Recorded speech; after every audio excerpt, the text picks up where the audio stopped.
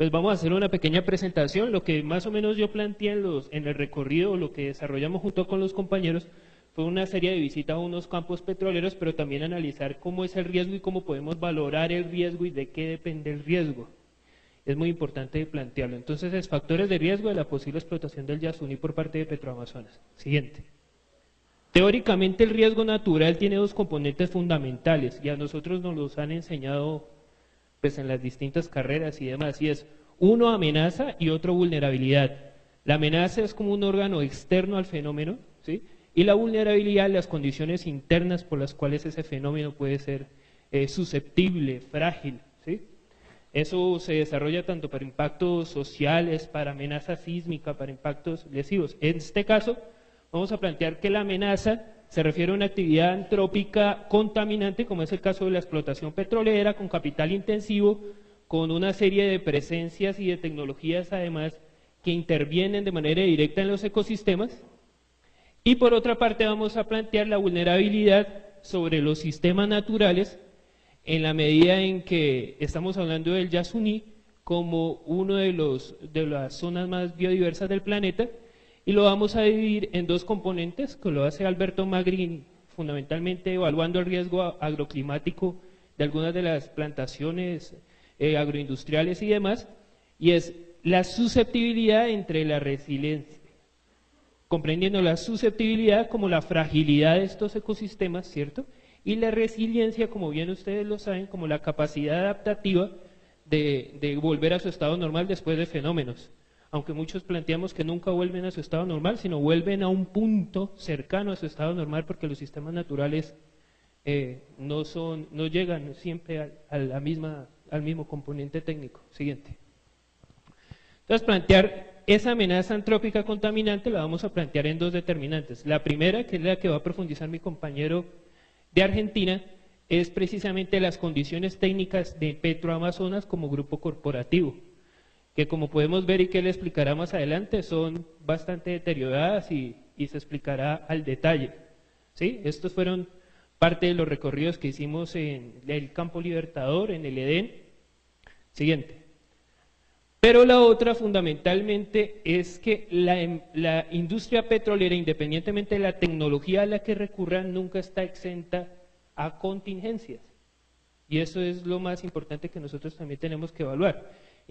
Han tenido contingencias hasta los más grandes grupos corporativos a nivel mundial. ¿Sí? Lo vimos en la BP en el Golfo de México y lo hemos seguido viendo en la Shell, en Nigeria, lo hemos visto en todo lado.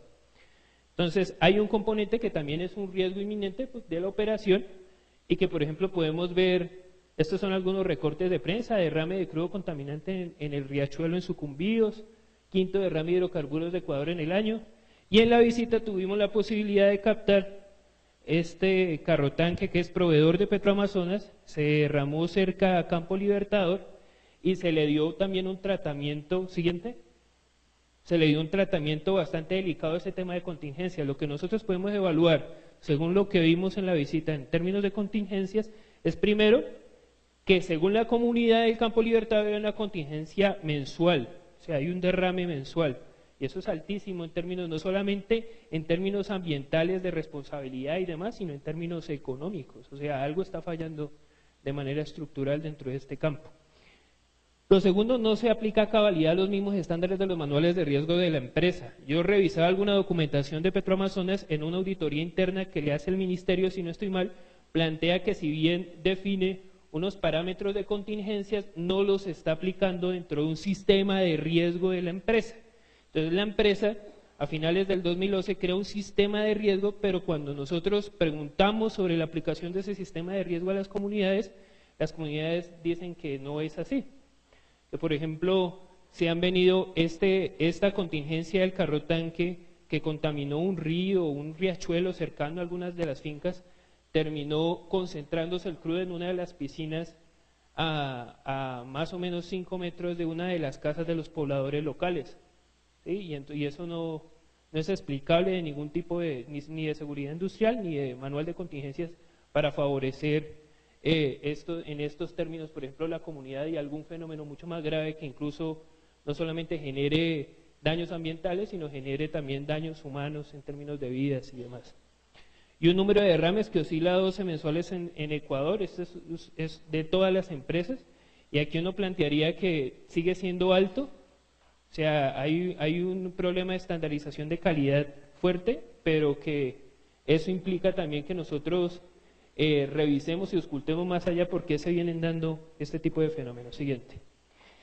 Entonces ya vimos amenazas. Hay unas amenazas naturales, unas amenazas que aparten de los estándares de calidad de la empresa, y unas amenazas naturales de la industria petrolera, que son las contingencias. Pero revisemos en términos de vulnerabilidad qué hay. Lo primero plantear es que no se puede cuantificar en áreas de intervención directa solamente. O sea, el debate político que se viene planteando, porque es más político que técnico.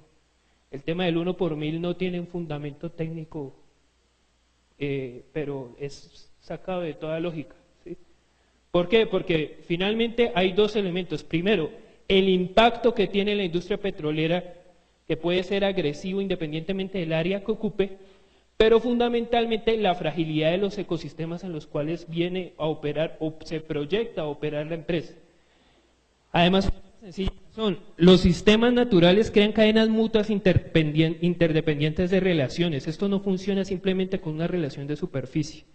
Si tú contaminas, si un yacimiento tiene empuje de agua y mal que bien estás determinando una de las implicaciones o de los impactos hidrogeológicos al sacar agua de producción asociadas con crudo, lo que estás afectando fundamentalmente es todo el ciclo hidrogeológico y todo el ciclo hídrico también. Si tú tienes unos mecheros prendidos, por ejemplo, y pasan por algunos de los recorridos habituales de unas aves comunes, también se está alterando todo la avifauna, y fundamentalmente con ello la polinización de algunas de las especies. O sea, lo que nosotros vemos, y en eso sí hago una crítica, que me parece que muchas veces los estudios de impacto ambiental son muy positivistas, ¿no? Te pasan lo hidrogeológico, te pasan lo biológico, te pasan, ¿sí? Como si fueran dimensiones, capas artificiales de la realidad. Pero lo que no comprendemos muchas veces es que los sistemas naturales funcionan de manera holística y se entretejen relaciones entre sí interdependientes, y que a partir de eso es que funcionan, ¿sí? Lo tercero es que revisando el estudio de impacto ambiental de solo la sísmica del bloque, es extremadamente grande en escala. Y uno se pregunta cómo uno puede planificar una intervención en la zona con mayor biodiversidad del mundo con una escala tan gigantesca, ¿no? Porque si tú no tienes una buena escala de trabajo para proyectar la matriz de impactos ambientales, probablemente no te van a salir ni todos los impactos, ni vamos a tener una dimensión real de los impactos. Siguiente. Esto es, por ejemplo, una de las situaciones complejas en términos del debate que se viene planteando. Mientras se da a la opinión pública una opinión sobre senderos ecológicos, nos encontramos con unas fotos en campo de unas trochas de más o menos 25 metros, ¿sí? Donde se encuentran, lo que ustedes ven ahí pasando son retroexcavadores, maquinaria pesada. Entonces estos no son senderos ecológicos, estos son trochas, ¿sí? Donde va a pasar maquinaria pesada. Siguiente.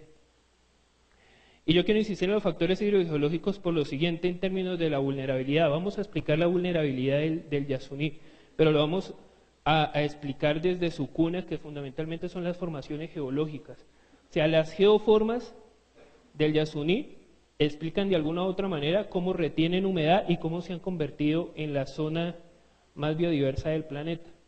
Por ejemplo, las llanuras de inundación cumplen como función zonas de amortiguación, porque también regulan los sistemas naturales cuando las condiciones edafoclimáticas son distintas. Me explico, en momentos de sequía o en momentos de verano, en momentos donde está muy baja la pluviosidad, son estas zonas húmedas, o son estas zonas en general, por lo menos de cuerpos de agua lénticos o lagunas y demás esteros, las que amortiguan y permiten el funcionamiento natural de dichos sistemas, sin que implique también una transformación lesiva por parte de, por ejemplo, del cambio climático o incluso de las actividades antrópicas. Y eso es muy importante por lo que vamos a ver después. Al ser refugio de humedad, garantiza los flujos de energía e intercambio de los sistemas naturales y sus interrelaciones. O sea, si no fuera refugio de Pleistoceno, o si no fuera un refugio de humedad importante, este tema de las llanuras inundables que hacen parte del Yasuní, no se explicaría la biodiversidad. O sea, la biodiversidad está íntimamente correlacionada con los factores geológicos o los factores ambientales que permiten que se desarrolle y que se interrelacione una comunidad biológica allí. Y el tercero, los cuerpos de agua lénticos son refugios de biodiversidad porque cumplen una función homeostática en la medida que garantizan el intercambio de materia y energía entre los ecosistemas subyacentes. Y esto lo vamos a ver porque, siguiente, de alguna u otra manera lo que nosotros comprendemos en términos geológicos, y aquí más que nadie ustedes que han estudiado el tema, es que Ecuador, o por lo menos el oriente ecuatoriano, tiene unas zonas de recarga bien definidas de los acuíferos del terciario y del cuaternario, que es el piedemonte amazónico. Por ende muchos de los campos, como es el caso del Libertador, son de empuje de agua, ¿sí? Cuando a nosotros nos hablan de un campo con empuje de agua, un campo hidrodinámico, también implica que fundamentalmente son ríos internos de la tierra, ríos subterráneos por debajo de la tierra subterráneos, y que sobre la base de eso, o sobre la base de dicho fenómeno, es que funciona todo el ciclo del agua. Y eso nosotros lo vemos aquí. El agua superficial en el mundo es solamente el 0,3% del agua subterránea, o sea, el agua subterránea termina siendo el 0,7%. Esa es una relación más o menos simétrica en distintas partes.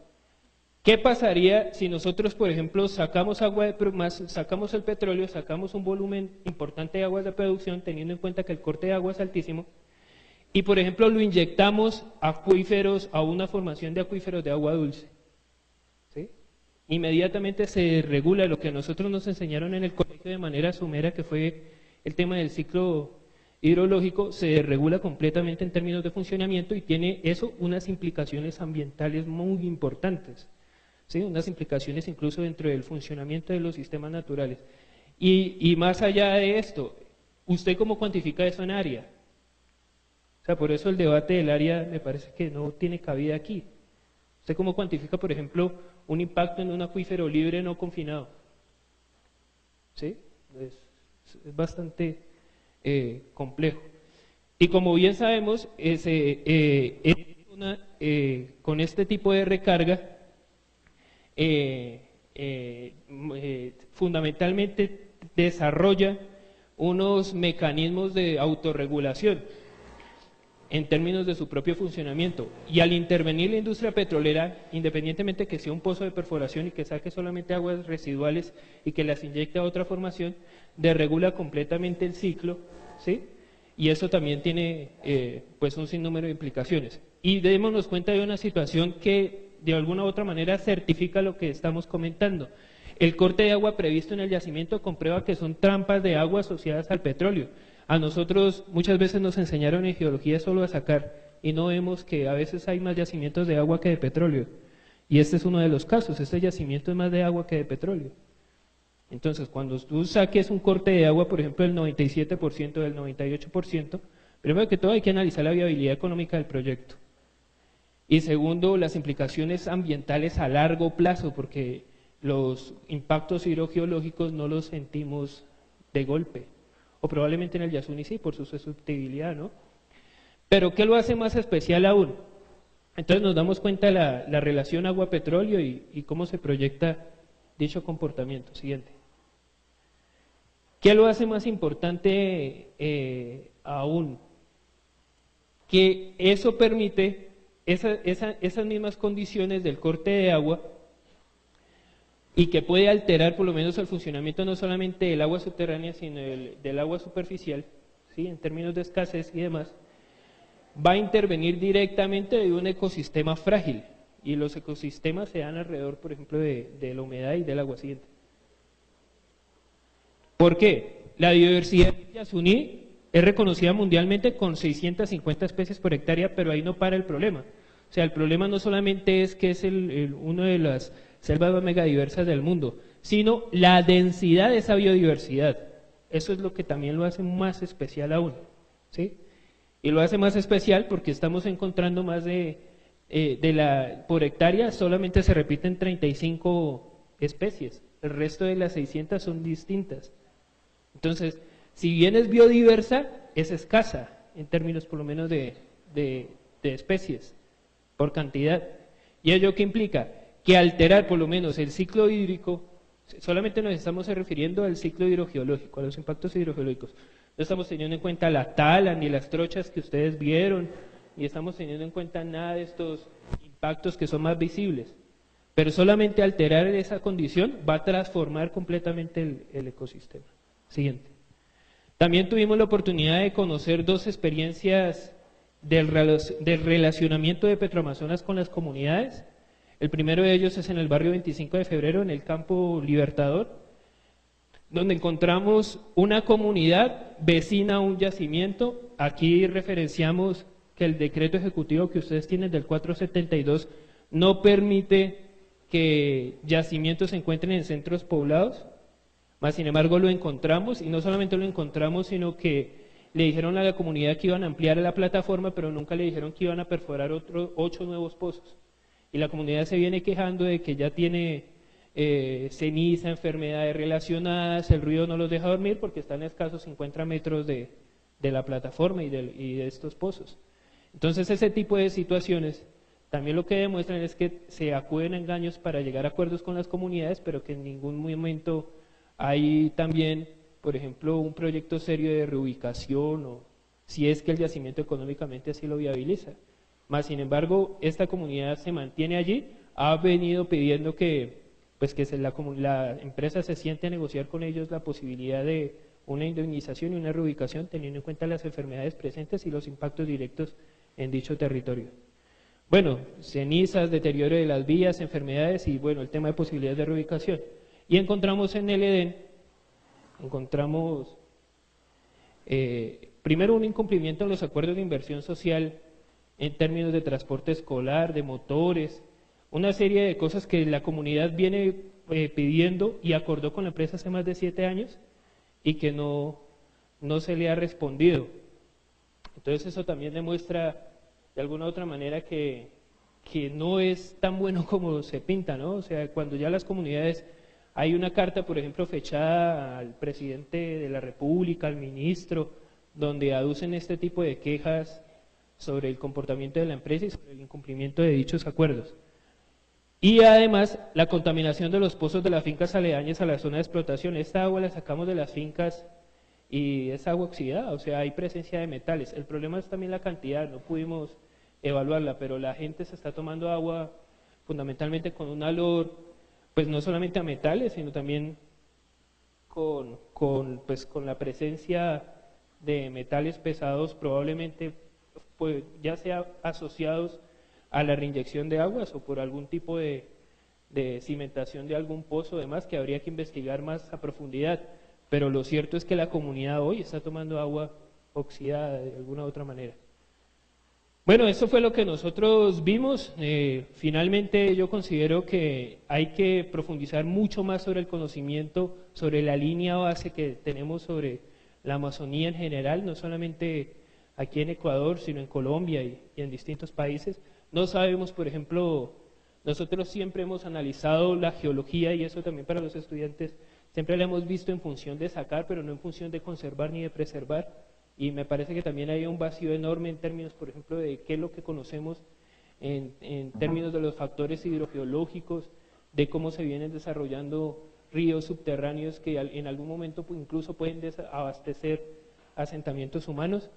Y que esa situación nos deja un gran mensaje de cuál es esta es también una discusión en el fondo profundamente política y la tienen que plantear ustedes en esa medida, desde mi punto de vista técnico, por la fragilidad de los ecosistemas, ni teniendo la mejor tecnología del mundo, el Yasuni se va a salvar o va a estar libre de todo riesgo frente a los impactos de la explotación. Y muchísimas gracias por la atención y que estén muy bien.